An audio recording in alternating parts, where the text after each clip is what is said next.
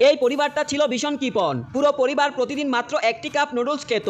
মা 1 চামচ নুডলস খেতেন আর বাকি নুডলস রেখে দিতেন। ছেলে 2 চামচ নুডলস খেত। যখন মেয়ের পালা আসতো তখন কাপের মধ্যে শুধু স্যুপটাই থাকতো, যা সে পুরোটা খেয়ে ফেলতো। শেষে বাবা কাপের মধ্যে থাকা নুডলসের ছোট ছোট টুকরোগুলো চেটে খেত। টাকা বাঁচানোর জন্য পরিবারটি প্রতিদিন পাবলিক টয়লেটে গিয়ে গোসল করত এবং সেখান থেকে ফ্রি টয়লেট পেপার নিয়ে আসতো। এই পরিবার এত কৃপণ ছিল কারণ বাবার উপর $1 মিলিয়ন ঋণ ছিল।